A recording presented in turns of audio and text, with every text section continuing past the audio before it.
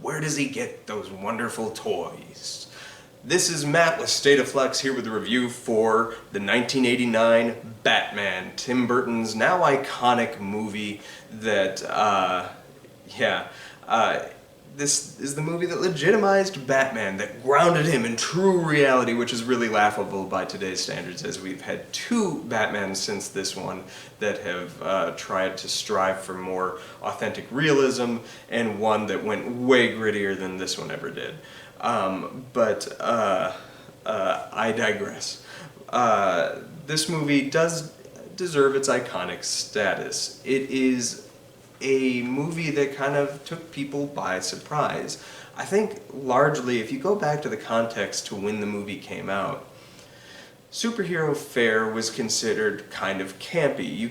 You had like Superman, the 1978 film that brought verisimilitude to Superman, a air of believability, but even that had its own soft camp nature to it, or at least a lightness and levity to it that felt friendly to all ages. And then certainly your prior experience with Batman for most moviegoers and television viewers was Batman 66, Adam West, with his fun little gimmicks, walking up walls, and some days you just can't get rid of a bomb kind of situation. And when this came out, it did bring things down to a level of, whoa, this is serious. Superheroes can be serious fare.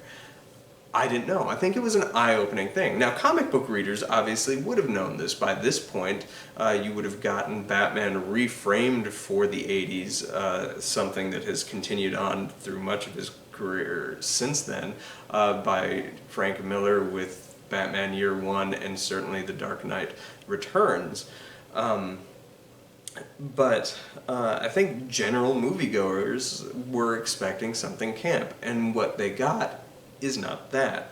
Yet the movie does offer just a touch of that through the Joker. The Joker gives people kind of what they expect a comic book kind of thing to be. This goofy, fun, silly, vibrant. But it's coming from a place of absurd, macabre darkness. The jokes are mean-spirited and often laced with violence. And I think that captivated people that didn't expect something like that. And I think this movie does do a good job of getting you to be like, huh, this is Batman. I'm kind of interested. I want to read more. And the thing is, if you are a fan of Batman, I feel like this movie is pretty frustrating.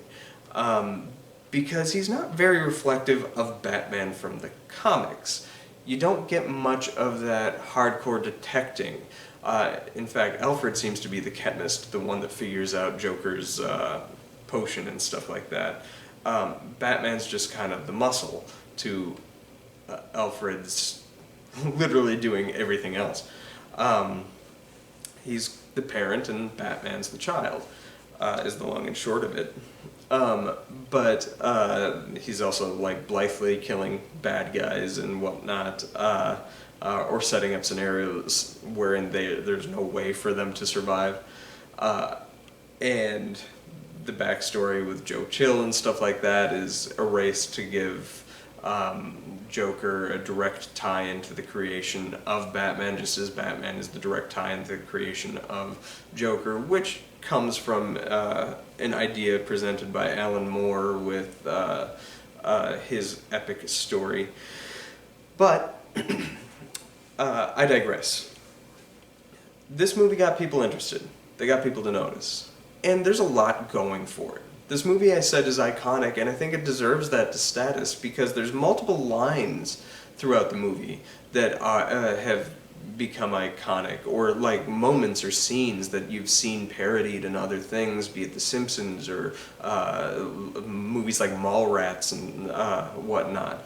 This movie did hit to the core of the public zeitgeist at the right time where people recognize its qualities. You have scenes like the mirror thing where Joker's face is revealed that is reminiscent of something from like a Universal monster movie. All done well, and I think that is the key to what makes this thing work. Is it has one foot in sort of like this horror and one foot in this drama action storytelling, and director Tim Burton is very confident at delivering one well and aspects of the other well. I think he is a pretty poor action filmmaker. If you watch my recent Flash review where I discussed the Michael Keaton Batman use in that movie as being like this badass action hero, that's not really reflective of the Batman we get in these movies, where he's just kind of like very stiff and wooden. He seems like more of a cement block attacking you rather than like a ninja fighter that they kind of present him as in that movie. But discussing the horror and drama action, most of the film is laced with elements of horror. Batman is discussed as like sucking blood, like through just people on the street and stuff like that. They view him as an actual man bat. The Joker's first appearance is out of a Universal monster movie, and Tim Burton is really good at bringing sort of some unsettling imagery or lighting things in a way that look very kind of goth, of a certain monster movie era. And that's where a lot of these comic books came from. Superhero comics weren't necessarily a thing until Superman and Batman really like elevated them to be something. But a lot of them, even when they did, still had one foot in horror comics, because horror comics are what sold, until the comic book code came in and sort of mucked about with things. There's a strong horror through line. And so that feels really authentic and reads true throughout this movie. Tim Burton is great at delivering that kind of stuff within this movie. The stuff that he's a little less confident in is he has no idea how to shoot action. The action scenes in this movie are just kind of bunk.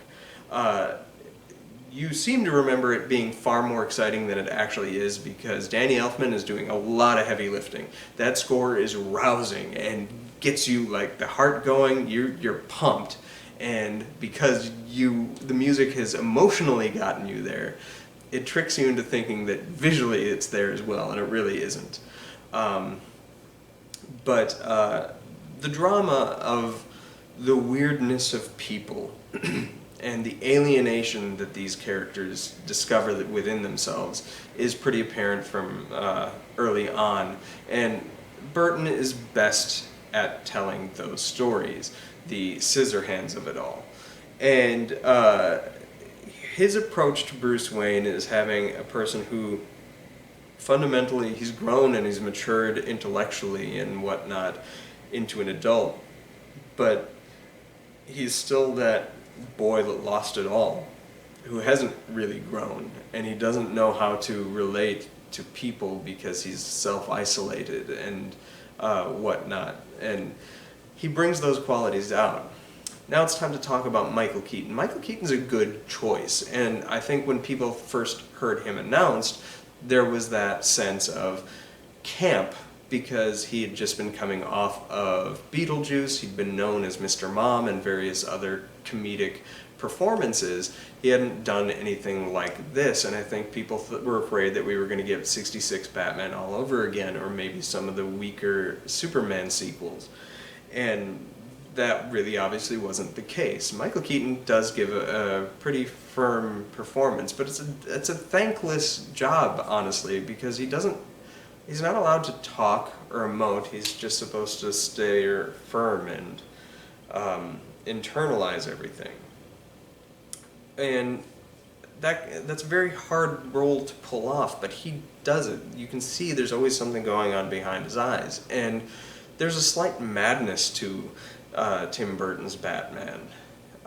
Sometimes it comes out as in the you want to get nuts, let's get nuts moment, but oftentimes it's just simmering behind the eyes, and Michael Keaton is genuinely pretty great in this role. As I say, that is a pretty thankless, if underwritten role. Joker steals the show because he is the showy figure. It's obvious he's the theatricality that steals your attention, and he is pretty good. The makeup is fantastic.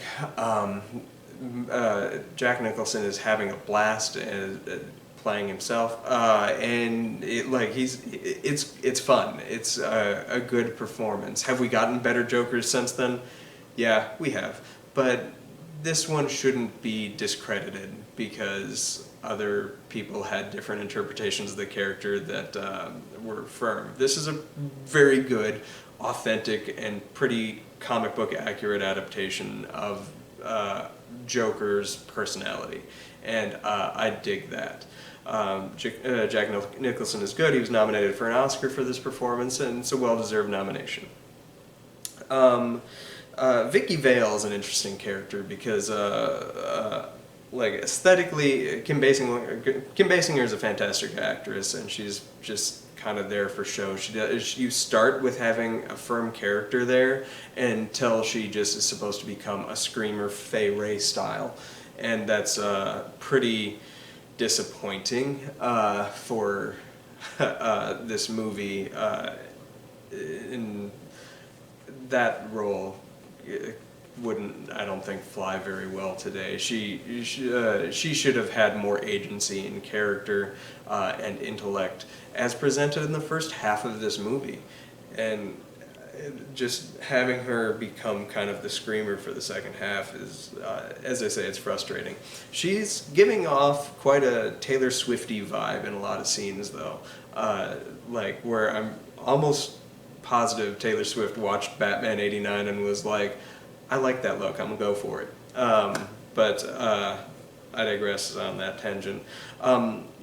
This scene that I think is best in the movie is the opening scene, where you think you're watching the, and it's really subversive, especially by today's standards, as we've seen his origin 100 times, but you feel like you're seeing the origin to Bruce Wayne, the family going into a dark alley at gunpoint being robbed, but then it pivots and you realize you're kind of in modern day, and Batman is looming overhead watching it all happen, and he's about to interfere and stop. The real Batman would have, the comic accurate Batman would have stopped that mugging from happening, instead of just kind of watching it as it unfolded. But I digress. That scene is very good. As we've seen Bruce Wayne's origin 100 times at this point, it acts really kind of neatly in a subversive way that works better now than it kind of did even back then. But I think the opening in this movie and the I'm Batman moment is really quite good.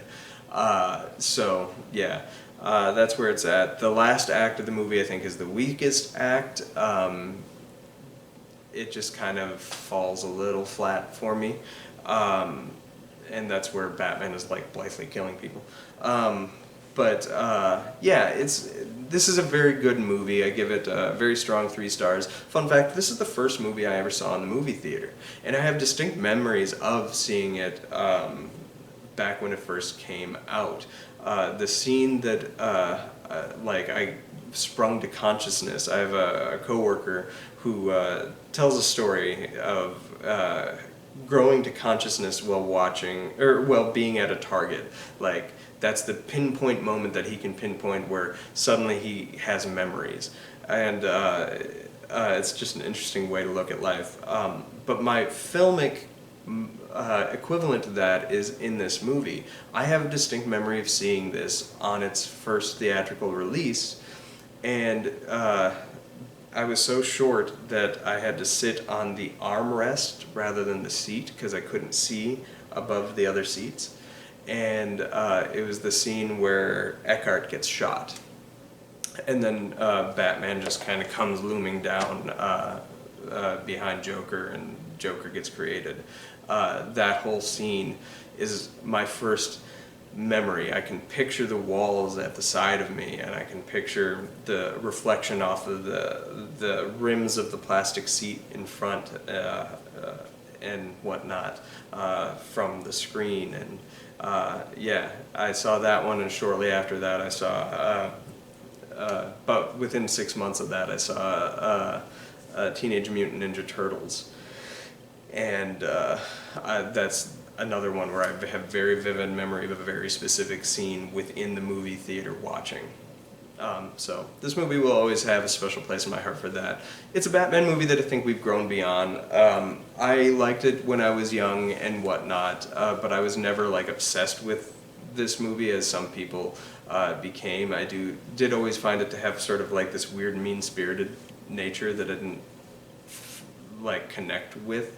But I liked so many of the scenes that I would always rewatch the movie. And then as I became a reader of comic books in late grade school, I struggled more and more watching this movie because it just didn't really feel like Batman. But I have to give it to the aesthetics of Tim Burton, and this world paved the way for the Batman animated series, which I did think captured a lot better what the Batman comics felt like. So, this is a movie I like. I give it a very firm 3 stars. It's worth your time. It's a good movie. I'm excited to take another viewing of Batman Returns. Just as the Superman movies, I hadn't watched any of the Superman movies or the Batman movies since before Batman versus Superman came out. So we're almost approaching an 8-9 year gap between me having seen these movies last and now, and revisiting them in the context of everything that's come out DC before, and maybe even with reappearances of these characters in movies such as The Flash with Multiverse Madness and stuff like that. It's kind of fun to go back and watch these. And whatnot. Where do you land on Tim Burton's Batman? I know people that this is their favorite Batman movie, that Michael Keaton is the best Batman, the Joker in this movie is the best Joker, and this is the best looking Batmobile and the best looking Gotham City, and I'll give you the Batmobile. This is the best looking Batmobile, and maybe even the Batsuit.